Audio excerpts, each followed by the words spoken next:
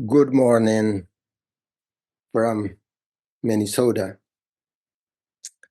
and thank you for coming to today's teaching, and thank you for giving me this opportunity, and thank you for your support. Before we do anything else, as usual, how to sit in a positive motivation.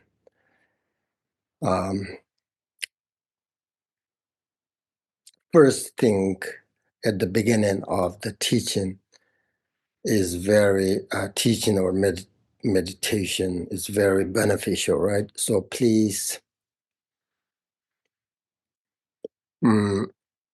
take a moment and set your motivation. That means think that today, as much as possible, I will not harm anyone, anybody. Today, as much as possible, I'm not going to harm others, but try to be of benefits to others. If you set a strong positive motivation before you do anything, there's really good chance of it staying with you and influencing you throughout the day. And by starting your day in this way with a good motivation, good intention, then whatever you do in the day, it will be beneficial. Sometimes it's difficult to find time to meditate every day, but with a good motivation, everything becomes in Mahayana Buddhism, meditation, everything based on your motivation, not necessarily sit on cushion and meditate. But if you set this kind of positive motivation, then even though you do not practice or meditate every day, but everything, your action become a part of your meditation.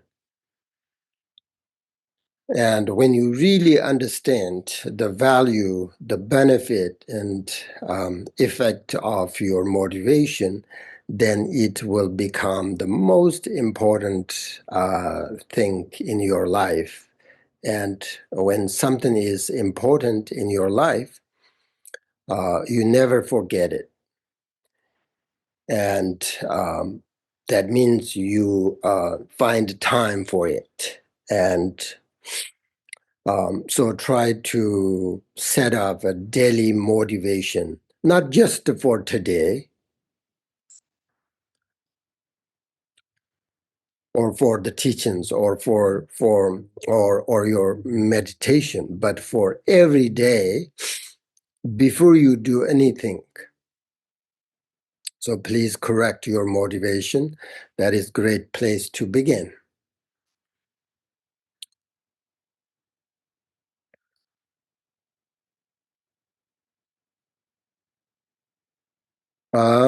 That's that. I also would like to say Happy New Year to you all. I wish you all good health, a happy life, and peace to all of you. And now it's time for us to reflect on how things were throughout the last year, 2024. What were your toughest moments, and how did you overcome them? Reflect on that. And how have you changed as a Buddhist practitioner since the start, let's say in within a year, like 2024.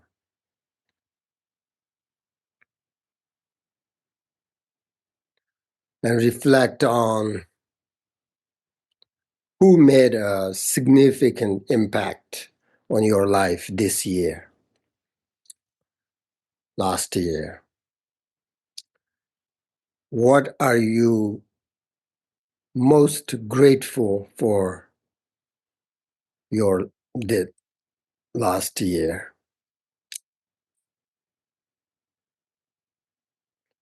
And based on what you learned and what do you want to take and carry forward in this new year? Reflect on all these things, because I think it will help you to grow.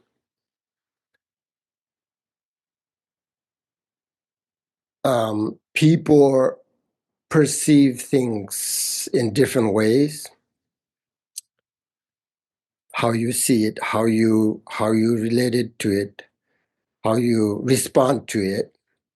Everything is perception, and that perception influence every aspect of your life. So I always say that the new year is a good time to reconnect with your spiritual practice. If you feel a little bit sort of disconnected with your Dharma practice, I think some of you do. So therefore, the resolution, it's perfect time you to reconnect with your Dharma practice. New Year is also a time full of hope and potential.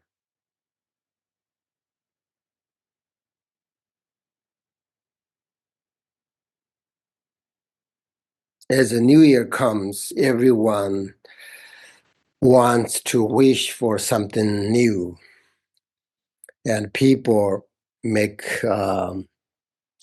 what you call resolutions, such as practice more, um, receive teachings as much as you can, or whatever, and also appreciate all these good opportunities and this precious life we have, and be more present with what you do and try to live in this moment.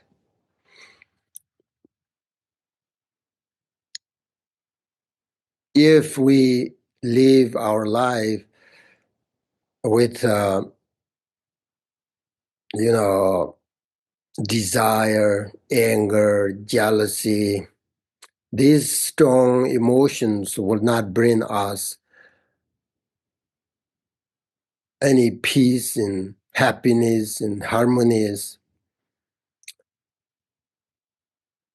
So it's time to change. And also, as a Buddhist practitioner, it's important to pay attention to the habits that you would like to change. In order to change, take a small steps. And when you take action, even if you take a small steps, it's better than nothing. You still move forward. That means your capacity will grow more and more. It's like when you are riding a bicycle, and when you stop paddling, it still moves forward, right? So if you want to reach your goal, if you have one, I think you should build your good action first, which can help you more move forward and achieve your goals. So this is how I think you make, or as we, like Dharma practitioner, Buddhist, how you make resolution according to the Buddhist views. Of course, people like make resolution, the worldly, your goal and life like that. But as a Buddhist practitioner, we have to reflect on these things and make change. The change means not big, but small changes. Start with small changes. The Buddhist path is a life-changing journey, basically. So therefore, is the new year here, I hope this new year brings a lot of happiness, peace all around the world. As you know, in the Samantabhadra prayer, it says at the time of the what do you call it, change of the year. Um, I don't remember exact the words, but at that time, visualize yourself as Samantabhadra and recite the prayer. As visualize yourself as a Samantabhadra means you have to. If you recognize your nature mind, within that you recite prayer. Or if you don't recognize nature mind, then just be mindful and with a good motivation, then recite the prayer. It will be great, but like brings gradually achieve liberation. So this prayer explains there are some certain times when it is particularly good to recite and practice this prayer. So it's time of like change the time, like New Year, such as like New Year. If you want, you can recite the prayer of Samantabhadra with your mindfulness, with your good motivation. It would be really good.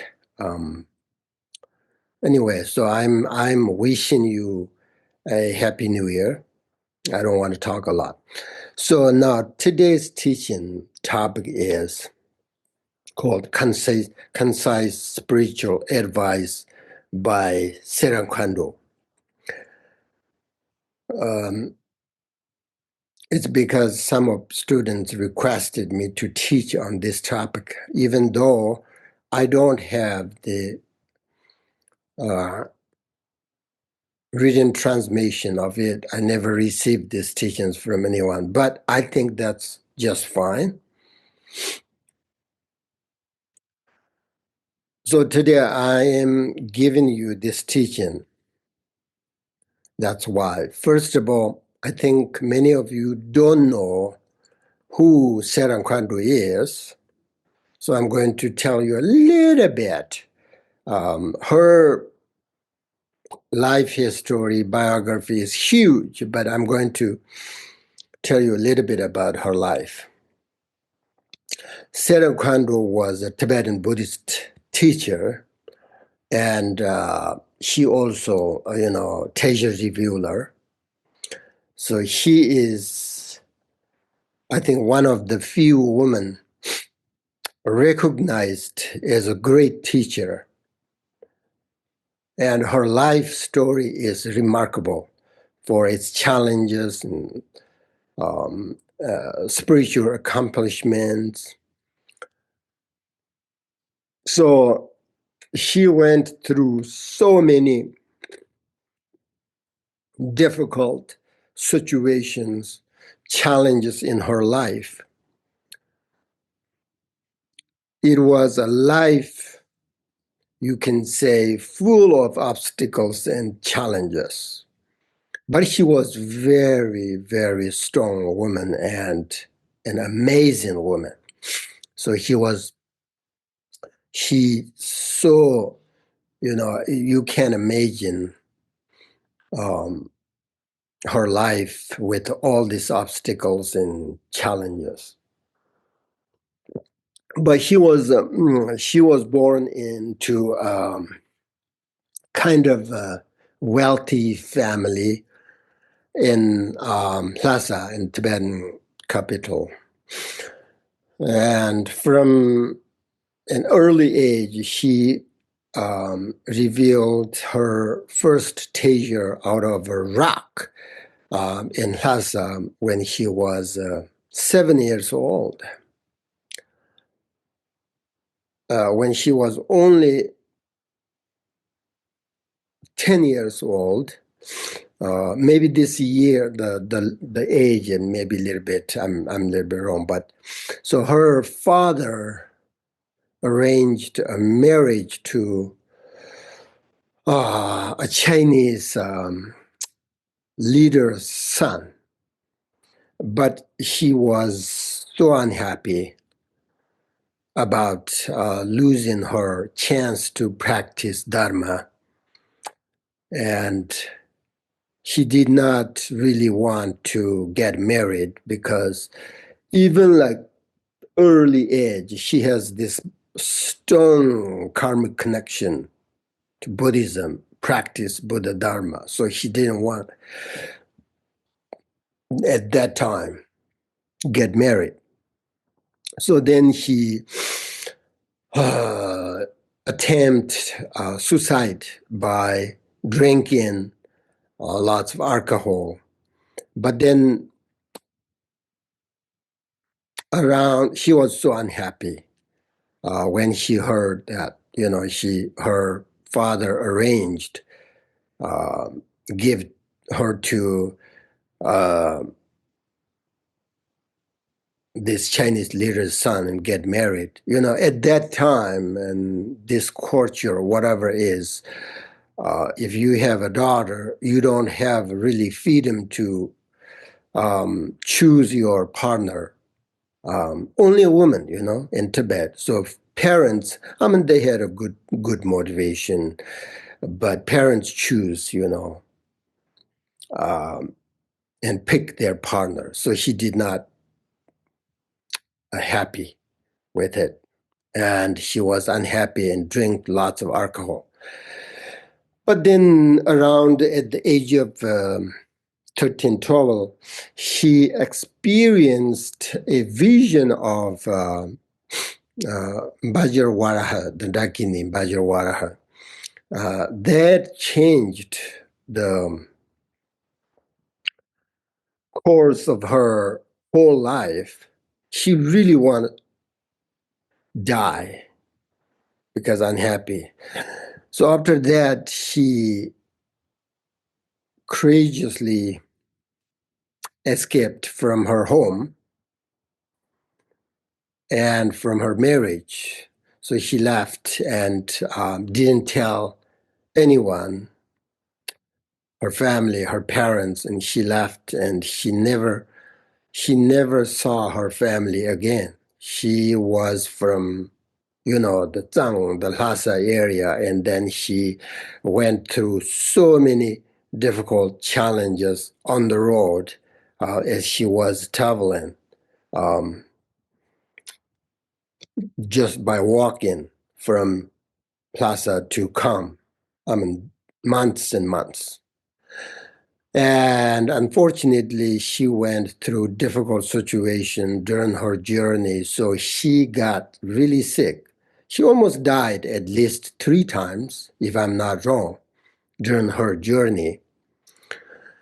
But then eventually she went to Golok, which is Kham area. And she became a student of, the lineage of Dingyam Langba. And after that, she received many teachings from different teachers, and she became a very famous teacher reviewer. And she has lots of teachings. She has 4 volumes of teacher teachings. And then she married to one of the Dunjim Langba's son called Turkutumit and Dunjim Lineage.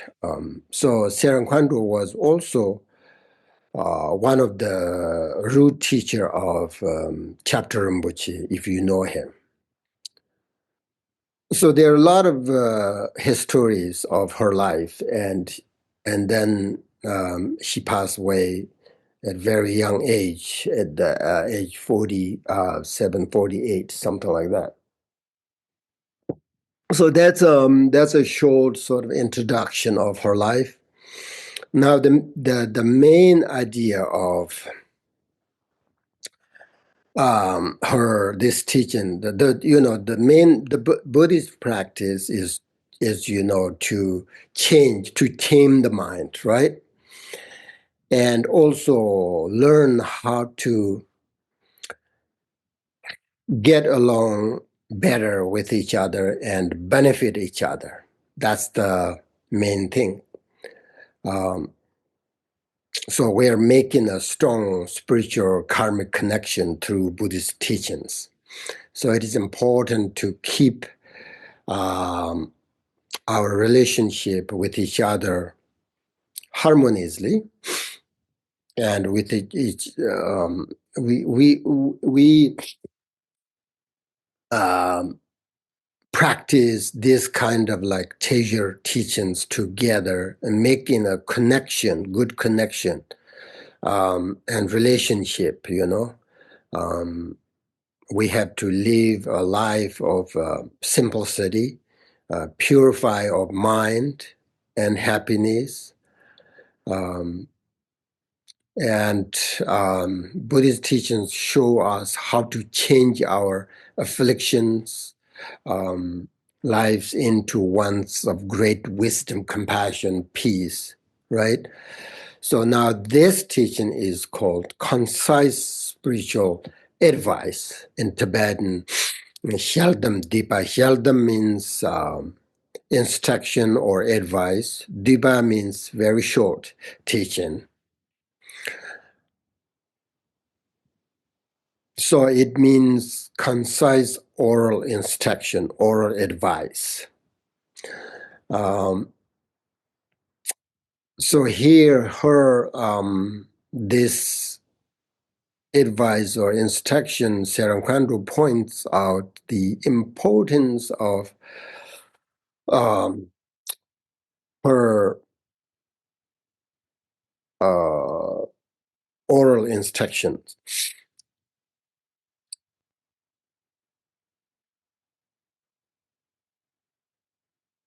Whether you are someone who has devoted your whole life to your spiritual development, or you are just studying to find your spiritual practice, they are important lessons and advice that can be very helpful to learn and follow.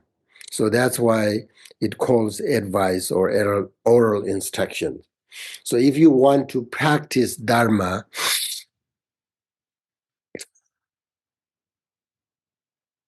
about how to become more spiritual in your daily lives, then this advice is very essential.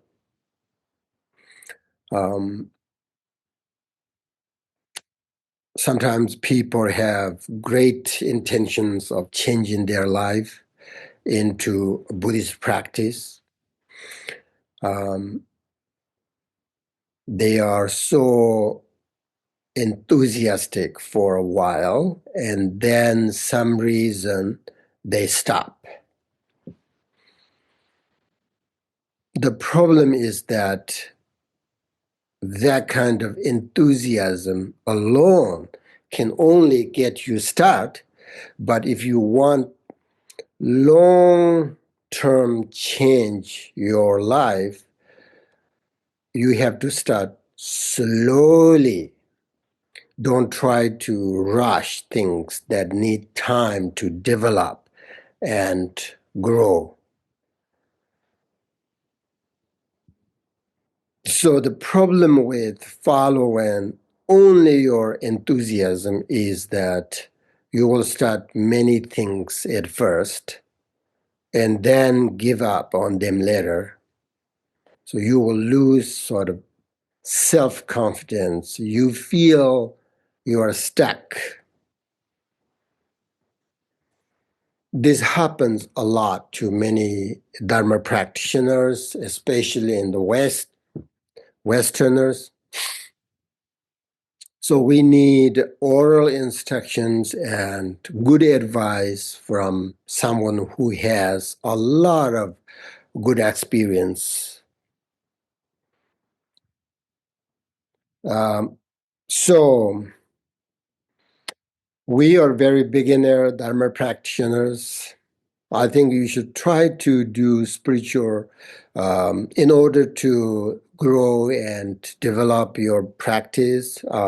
Try to do spiritual retreats, whether at home or different places.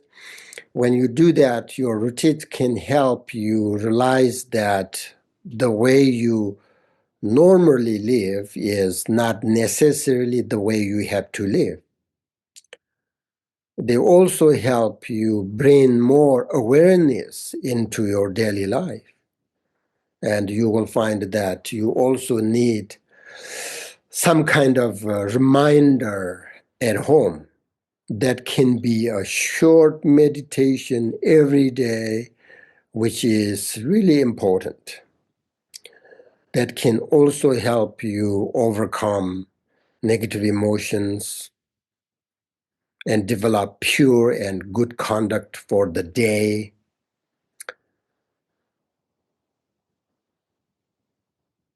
So continue your practice faithfully with no expectations. Start with a small meditation and action. Do it continuously. The goal of your spiritual practice is not to avoid the world, your life, your family, your friends, but to live in this world more patiently, more peacefully, more compassionately. That's the goal. Now, the Sera Khandro's advice here is basically, if I summarize, like talking about four thoughts, right? You all are familiar with these teachings, which is very important. Four thoughts: mindfulness, faith and devotion, how to practice Dharma properly, find a good teacher, where we should practice Dharma, how to bring mindfulness and awareness into your daily life, and so on and so forth. So now the text begins with homage to her root teacher called Rinzin Kunchung Langba. He was also a great Tirtan, Teja revealer, her root teacher. So he said, the text, how incredible embodiment of all the Buddhas of the past, present, future. Our master Dundar Wangchu Langba, or Kunchung Langba, same, who is none other than Rinzin Kunchung Langba. Oh, no, they're different. I bow down to you. Turn our minds toward Dharma practice. Okay, so I I'm not going to recite the Tibetan because I don't have written translation. You don't need that. So first of all, it says here, turn our minds toward Dharma practice, right? It's so important, I think. So we have to think about this because it's so important for us if we want to practice Dharma. When we begin to practice the spiritual path, it is necessary for our minds to turn towards the Dharma. It's because often people think that to be spiritual person, they must ignore sort of their everyday life. Many people have this kind of misconception. That's why so many people don't want to practice Buddhism, misunderstanding. But in Buddhism, being a spiritual person means become a good human being, basically. It is not enough to tell ourselves that we should be nice, we should be a good human being. It's not enough, right? Because telling ourselves what we should or should not be doesn't make us become that way. So we need to know how to actually transform our mind.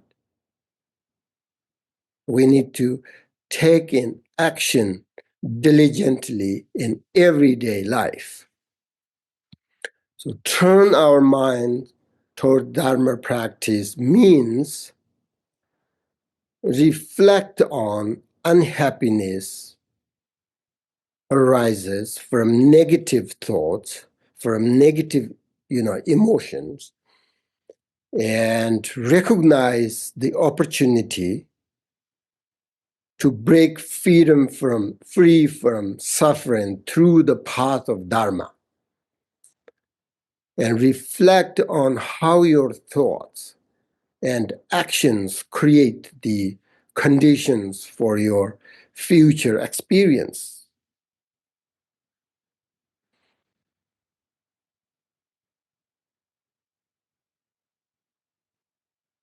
Study the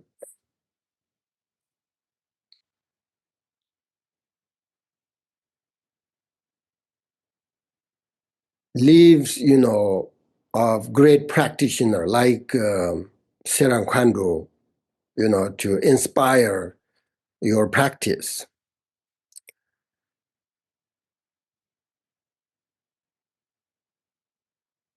I'm talking here, turn our minds toward the Dharma practice, how, what it means, right?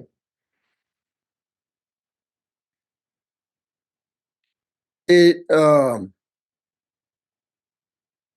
spend time with the Dharma teachers or spiritual Sangha communities and recognize how negative people can pull you away from your spiritual path. And in other words, we must realize that the uh, disadvantages of being self-centered, and we must truly want to develop a kind heart, bodhicitta.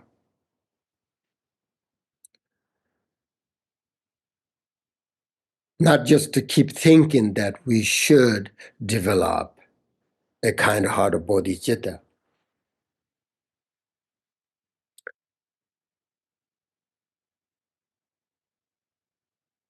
So that is turn our minds toward Dharma practice, accomplished by rely on the four thoughts that can change mind, right? Which are the common foundation for our practice, which are also known as the outer preliminary practice, right? So many people practice preliminaries. This is what we call outer preliminaries. We spend each of the four thoughts like at least 5 minutes every single day. Even like these great enlightened beings, still they every day, every single day, like my root teachers, they practice this four thought. It doesn't mean like when you finish preliminary practice, then you're done. No, until you reach enlightenment, you have to practice four thoughts that change the mind. That's how turn our mind towards Dharma practice.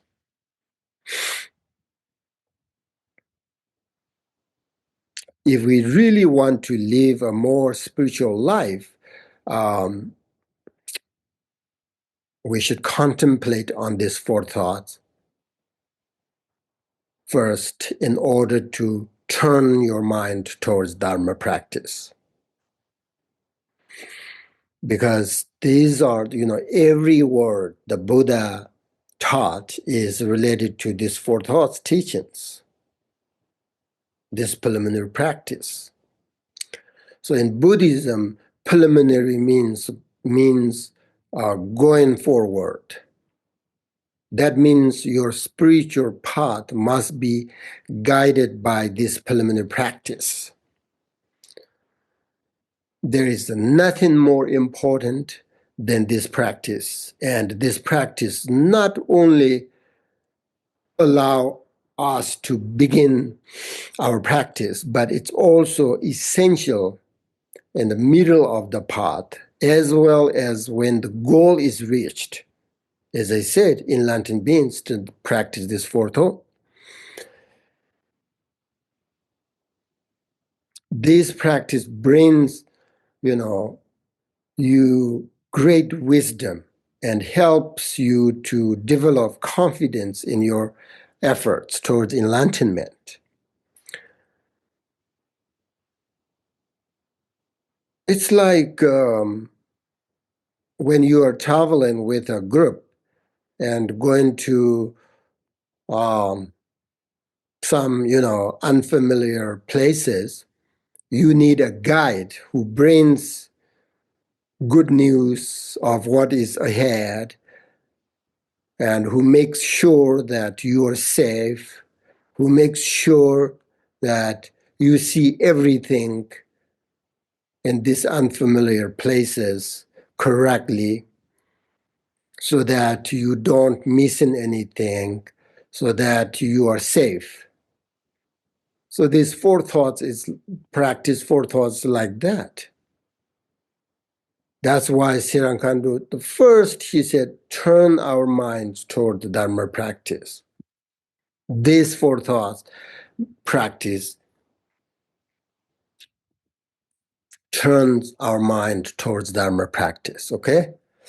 Now the next the text says, practice the essential supreme Dharma diligently while you have the precious human life that is so hard to find with its freedoms and advantages. The nature of samsaric phenomena are impermanent and illusory. Eliminate attachment and clinging to them. Reflect upon the uncertainty of the time of death. Therefore, practice the secret Dharma in solitude. So here, these four thoughts are generally associated with the Buddha's first teaching, right? These are the first stages on the Buddhist path. So here Sera Khandro start, the first is the precious human birth. Why do you think the human life is considered precious? That's the question. We say the precious human life. That's the first thoughts that change mind practice. Why human life is considered precious? Because everyone holds their lives as precious, not only humans, but even like animals also hold their life as precious, especially Buddhist value all sentient beings. Their life is precious. But in the preliminary teachings, only if we apply ourselves to the teachings and put effort into the teachings, only then do our lives become a very precious human birth. It's because it provides very unique opportunity for growth and liberation, enlightenment. You might know, as I said, these teachings intellectually, but that doesn't mean you have good experience if you don't practice them every single day. So a precious human life is not just because we are human or because we are very smart. That's not what Buddhists mean by a precious human life, precious human birth. But as a human being, we possess this very precious opportunity to practice the Dharma in our own personal lives to reduce suffering and the cause of suffering. So we have the sort of capacity to reflect on the meaning of life. We have the capacity to understand the teachings and engage in spiritual practices that lead to liberation, enlightenment from suffering. So if we don't apply ourselves in this way, then how could our life be precious? Just because we are human, that doesn't make our life precious in this way. Being a human allows us to study profound spiritual teachings which, guide us toward awakening, Buddhahood. So humans have the capacity to work for the welfare of others through acts of kindness, wisdom, and generosity. And human life can benefit countless beings. The precious human life becomes truly precious when the work is done inside of us.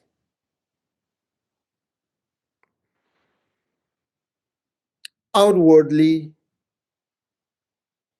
you may appear to be the same person, but internally, you have all these qualities, especially in your relationship with your mind. And then your mind is no longer an ordinary mind to you. This is what makes the Dharma practitioner's life a precious human birth.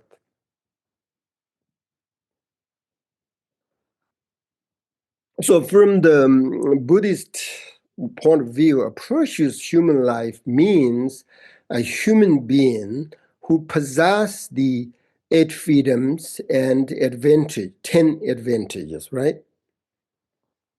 So basically, a precious human life means a great opportunity to be able to practice the Dharma.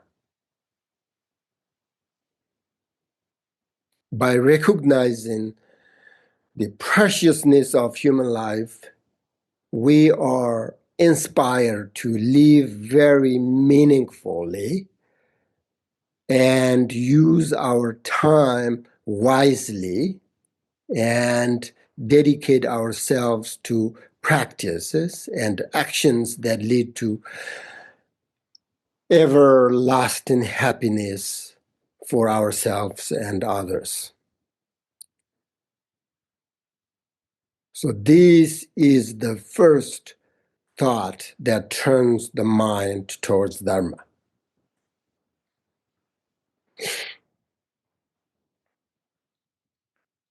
Someone who embarrasses,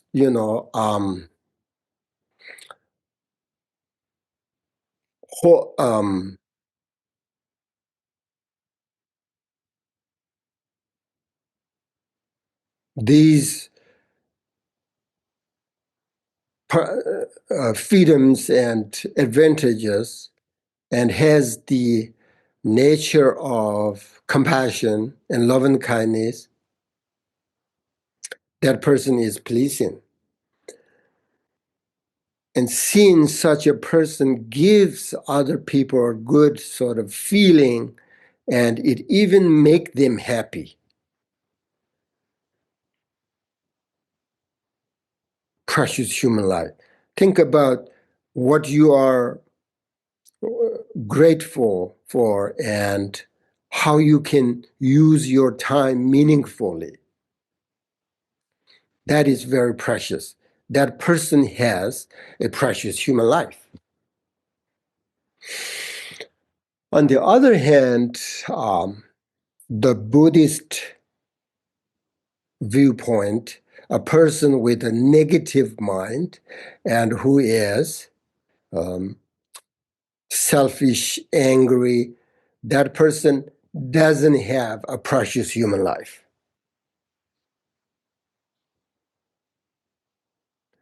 This is all due to the power of the mind. The mind has such power.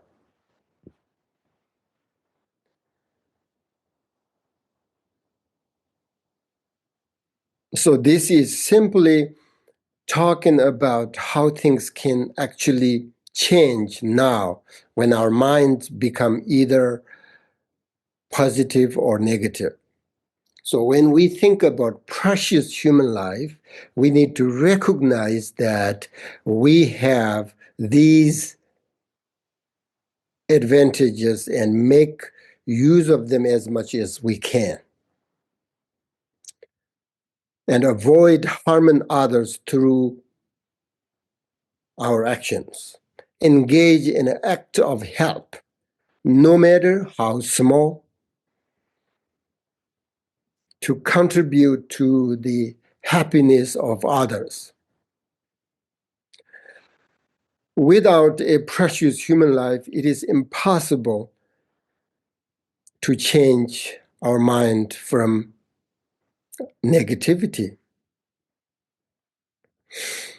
And having more peace and happiness of mind depends on having the correct attitude in our daily life, study Buddhism, the Dharma practice.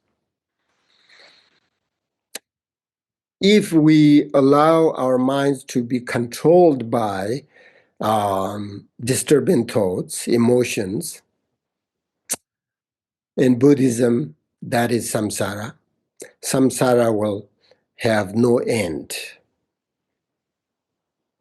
If we don't understand the preciousness, the value of Dharma, and don't use and practice and study the Dharma, then in Buddhism, our life is not necessarily precious. That is what I mean by precious human life in Buddhism, okay? That's that. Now, the second thought that changed the mind is the impermanence of life, right? So why is impermanence the second?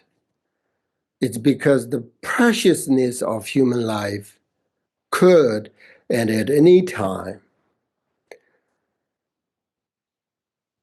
that's why impermanence of life is the second thought. So reflecting on impermanence wakes us up to the reality that life is short and unpredictable.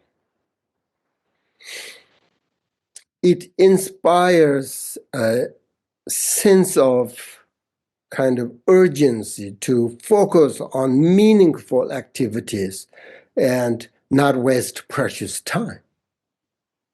It comes in your mind automatically if you really understand and feel this life is precious through the practice of precious human life, freedoms and advantages. Then this comes like automatically in your mind, you know. Therefore, we have to understand the impermanence of life. Gamboba says that we should become aware of impermanence of life in order to turn our mind towards Dharma.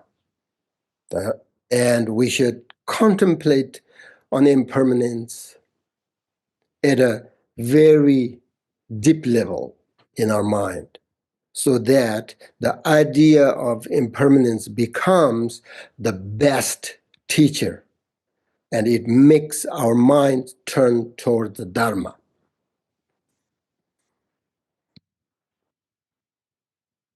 Recognizing impermanence helps losing or reduce attachment and reducing suffering when these things inevitably change. And accepting this truth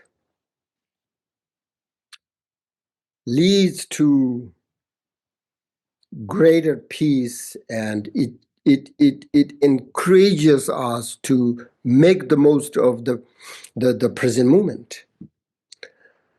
So reflecting on impermanence of life is not meant to create fear or anxiety, but to awaken us to the preciousness of time and the opportunity we have to grow spiritually. That is the meaning of meditate on impermanence of life. So this second thought or practice, impermanence of life, brings you confidence, and it wakes up. So you need to free yourself from all different kinds of attachment without being forced to let go.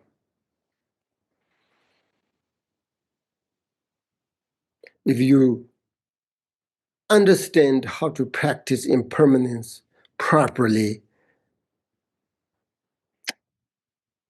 it's automatic, like reduce and let go of attachment. It's just, you don't have to force yourself to let go.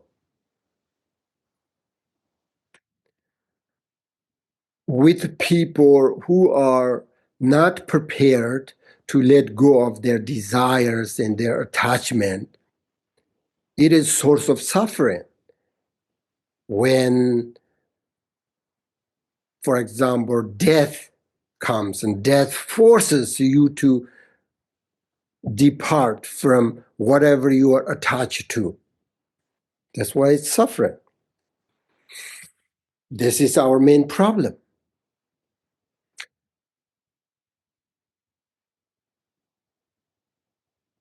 We spend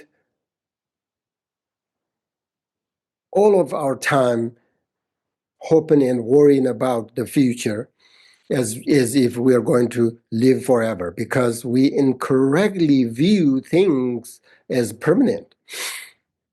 The result of practice impermanence is actually one thing, okay? It is developing the ability to diminish our clinging to permanence, which is the root of all other problems. So we attach to so many things, right? In order to find them, we have a lot of challenges, obstacles, and that make us stressed. Therefore, in this rather short life that we have, and precious life we have, we should be satisfied with what we have, and we should enjoy our life as long as it remains. So we have to understand this. The idea of practicing impermanence is the key to happiness, not it brings like fear and anxiety, uncomfortableness.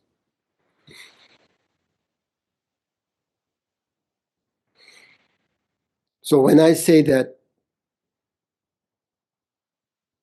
you would think, no, that's not true.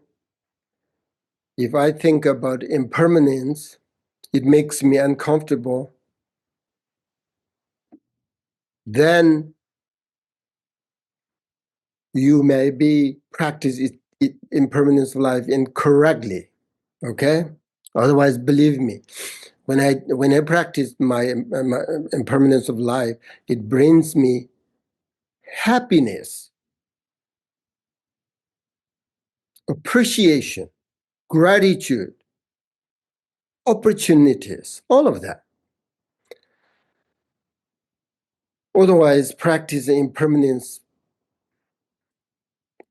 and incorrectly, brings lots of this uncomfortableness.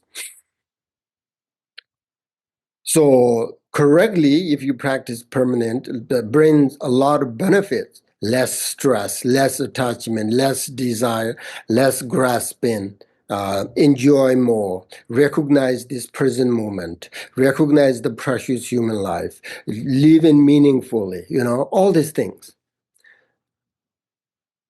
If we cling into permanence, we can't let go even small things. So this is why this practice make our lives meaningful. Okay, now my plan was, like I want to teach less and let you meditate more, but that's maybe we'll see. So I want to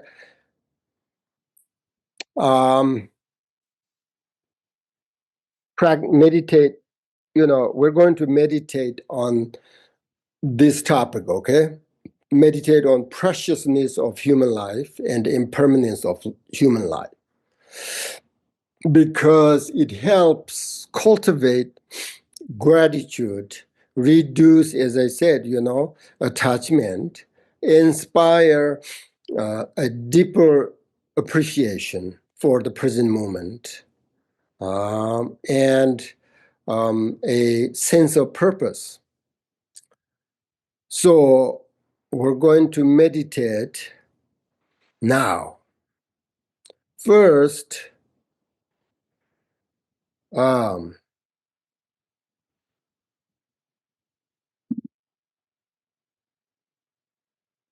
first you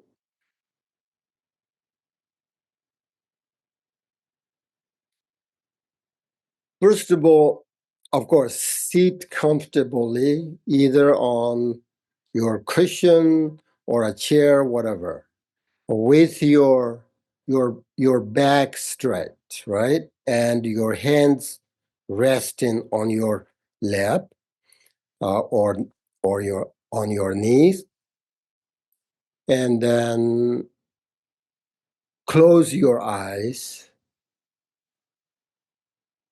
and then take a few sort of deep breaths to settle your mind.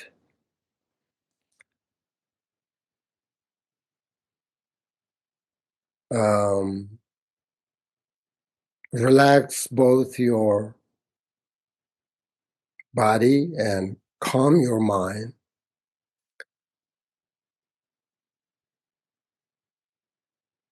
So breathe in, breathe out slowly with no thoughts, just breathe in and out. And this, from my own experience, makes your body and mind sort of a little bit relaxed and calm.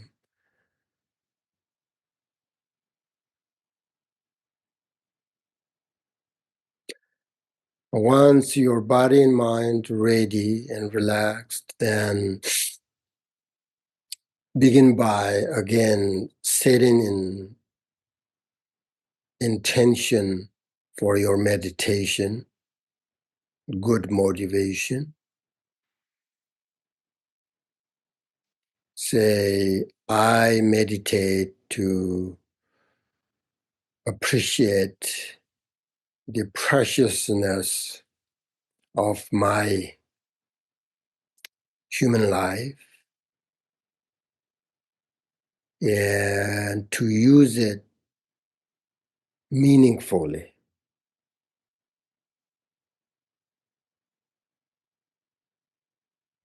If you want, you can reflect on the freedoms and advantages of precious human life. Uh,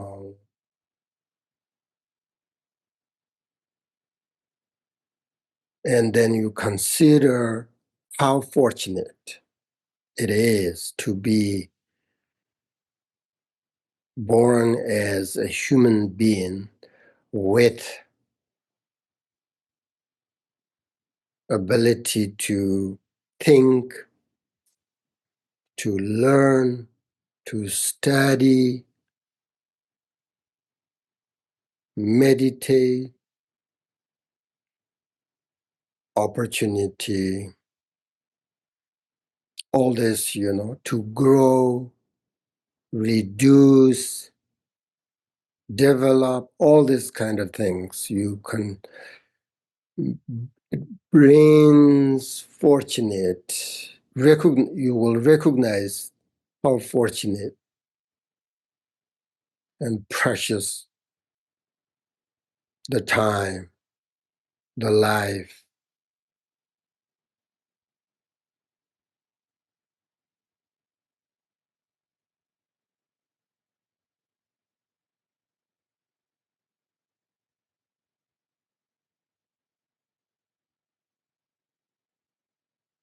And then think and compare like about how many other beings in this world don't have the same opportunities.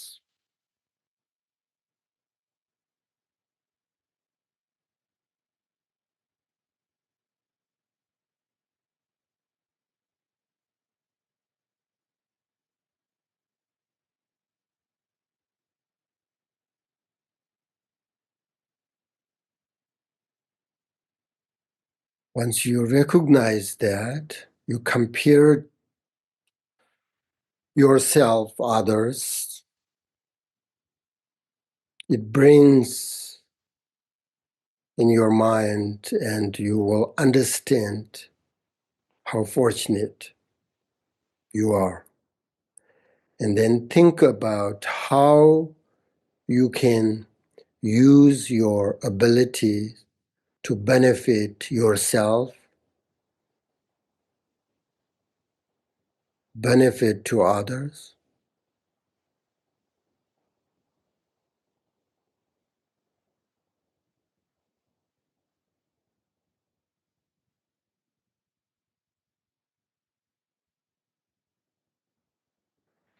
Do it something meaningful. Tell yourself, if I don't do now, I don't know I have a chance and opportunity to do something meaningful in the future. So right now, it is time you to focus on this and to benefit yourself and others while you have this capacity, these good opportunities. These are how you to make a commitment, change your mind.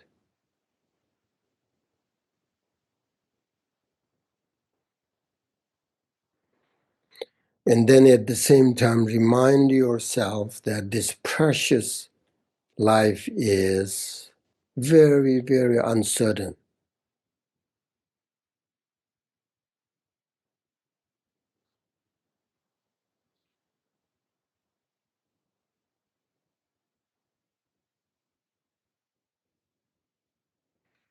And then consider how each day is a chance to live with good intention and meaningful and purpose.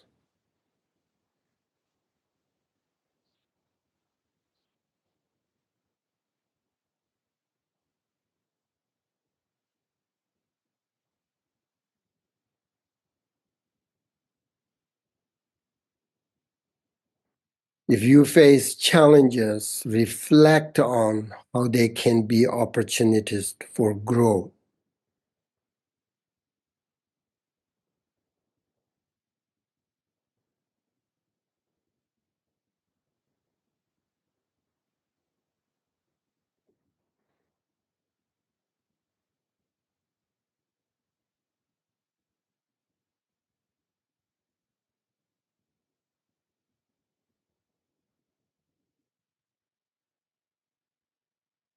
And then reflect on your recent time in your life,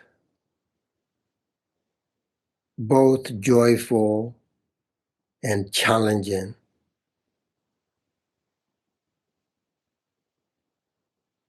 and think they both are past, no more. Why do I live in the past? Always bring all this negative situation, even though it's no longer there.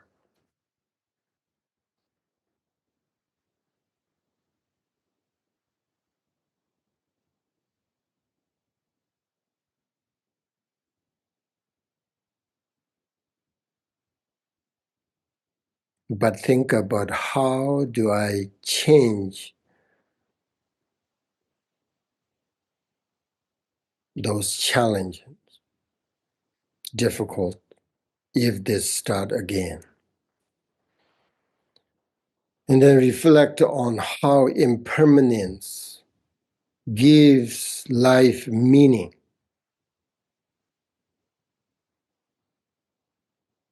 Each moment is precious. Bring your awareness to your body.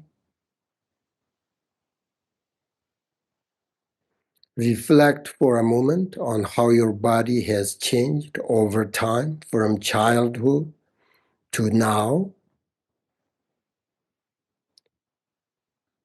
Reflect on how the impermanence of life gives it meaning.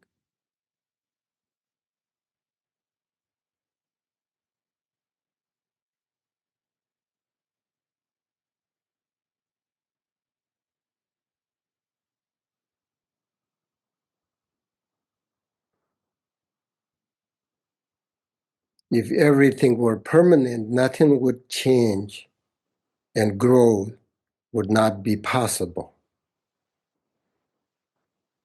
So feel gratitude for this moment, this opportunity to live.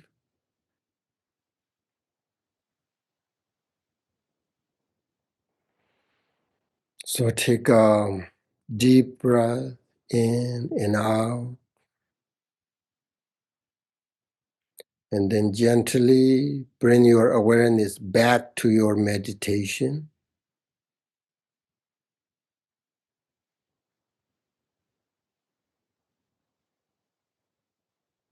And then take a moment to sit quietly and take a moment to rest in the peaceful state of your meditation.